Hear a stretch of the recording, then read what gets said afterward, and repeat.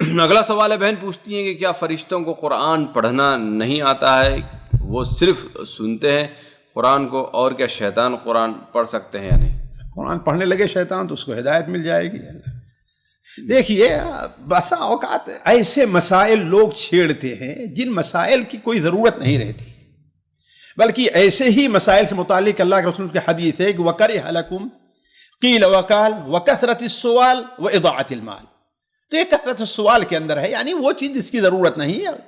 جی شیخ صاحب، اسی کے قریب کا ایک سوال آتا ہے کہ بہت سارے لوگ سوال کرتے ہیں کہ یعنی فلاں نبی کی کتنی بیویاں تھیں، ان کا کتنا مہر تھا، ان کی ولادت کہاں ہوئی، کہاں زندہ کہاں، یعنی دیکھنے میں تو ایسے لگتے ہیں کہ یعنی غیر ضروری سوالات ہیں، اس کی کوئی ضرورت انہیں ہے نہیں، اور اللہ تعالیٰ ان کے بارے میں پوچھا نہیں جاتا۔ جب ہم یہ کہتے ہیں کہ آپ کو اللہ تعالیٰ اس بارے میں نہیں پوچھا ہے تو کہتے ہیں کہ شیخ علم تو حاصل رکھنا چاہیے۔ بھائی دیکھیے، علم وہ ہو جو اس کا فائدہ ہو، اس کا کیا فائدہ ہے آپ کو؟ نہ جنت ملے گی نہ جہنم ملے گی، اور اگر یہ کوئی فائدے کی چیز ہوتی تو اللہ تعالیٰ اسے ہمیں آپ کو جاہل نہ رکھتا۔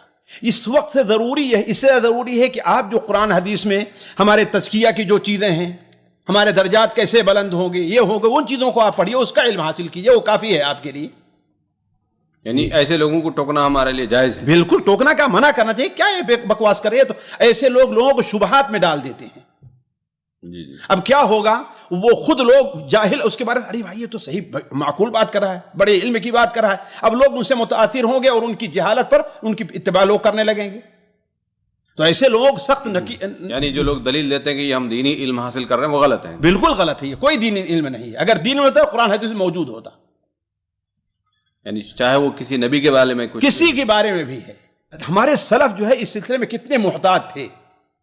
حضرت سفیان ثوری، یہ شعبہ ہیں، ان سے پوچھا گیا کہ آدم علیہ السلام کا نکاح کس نے پڑھایا تھا؟ کہا بھائی میں، یا مہر کیا تھی؟ کہا میں اس بارات میں حاضر نہیں تھا۔ ختم ہو گئی، میں اس بارات میں حاضر نہیں تھا۔ کون پڑھا تھا؟ جانے۔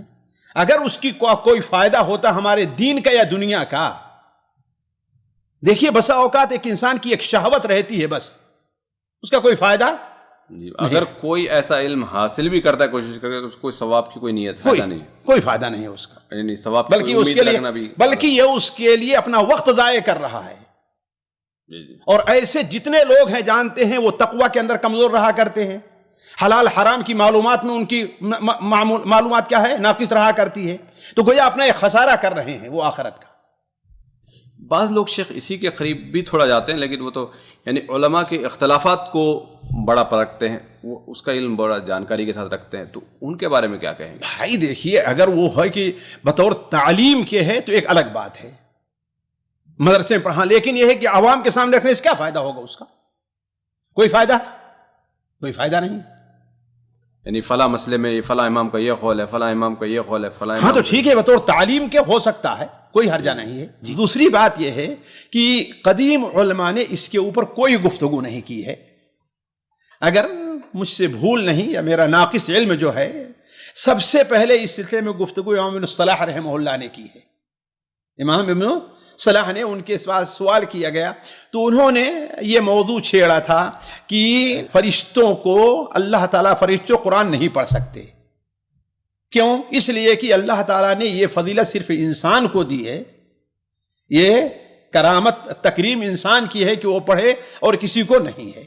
لیکن امام ابن صلاح رحمہ اللہ کے بڑے احترام کے بعد یہ بات عرض کی جائے کہ اولاً تو امام ابن صلاح رحمہ اللہ نے کہاں سے بات کی؟ تو غیبی بات ہے نا، یہ تو غیب کی بات ہے کہ فرشتے پڑھتے ہیں کہ نہیں پڑھ سکتے ہیں، شیطان پڑھتا ہے کہ نہیں پڑھتا ہے، یہ غیب کی بات ہے۔ آخر اس کی دلیل کیا ہے؟ غیبیات کے بارے میں اس طریقے سے تخرصات سے کام لینا، یہ چیز میں نہیں سمجھتا کہ مناسب ہے۔ واللہ عالم، وہ بڑے امام ہیں، ان کے احترام کے ساتھ۔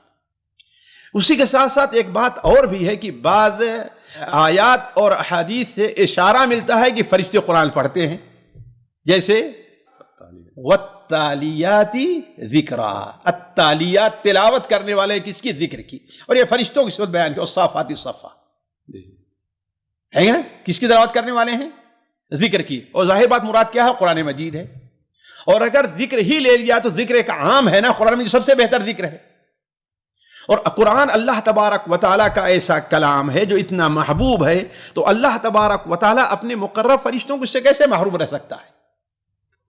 دوسری چیز صحیح بخاری کی اس حدیث کو آپ دیکھیں جس میں حضرت عبداللہ ابن عباس کی ہے کہ ہر رمضان کو حضرت جبرائیل تشریف لے آتے تھے اور اللہ کے رسول صلی اللہ علیہ وسلم قرآن کا مذاکرہ کرتے تھے. تو کیا مطلب؟ حضرت جبرائیل جو ہے ایک مشین کے طریقے سے ٹیپ ریکارڈ کے طریقے سے کیا اور ختم ہو گیا معاملہ. ظاہر بات یہ نہیں کہا جا سکتا ہے. فَإِذَا قَرَأْنَاهُ فَاتَّبِعْ قرآن کون پڑھاتا تھا؟ حضرت جبرائیل کہ اللہ تعالیٰ بتا دے خود نہیں پڑھاتا تھا نا. تو اس طریقے سے بہت سی بلکہ بعض روایتیں تو یہ ہیں کہ فرشتے نماز بھی پڑھتے ہیں. امام بیہقی رحمہ اللہ وغیرہ نے سنن کبریٰ میں نقل کیا، شاید حضرت سلمان فارسی کی روایت ہے کہ کوئی شخص ایسے بالکل چٹیل میدان میں ہے، نماز کا وقت ہو جائے، وضو کرتا ہے، اذان دیتا ہے اور پھر نماز کی اقامت کر کے کھڑا ہوتا ہے تو اس کے پیچھے فرشتوں کی ایک بہت بڑی جماعت نماز پڑھتی ہے جہاں تک انسان کی نظر جائے. تو جب فرشتے نماز پڑھتے ہیں تو نماز پھر قرآن نہیں پڑھیں گے. تو کہنے کا مطلب یہ ہے کہ ایسی بہت سی حدیثیں ملتی ہیں جس سے اشارہ ملتا ہے کہ فرشتے قرآن میں تلاوت کرتے ہیں، لہذا اس چیز کو ایسی موضوع کو چھیڑنا جو ہے وہ یعنی اس کا کوئی فائدہ نہیں ہے. اور آخر میں جو انہوں نے کہا کہ شیطان ایک کافر قرآن پڑھتا ہے کہ نہیں پڑھتا ہے؟ پڑھتا ہے نا. بہت سے لوگ قرآن کا حوالہ دیتے ہیں، پڑھتے تبھی تو ہے نا.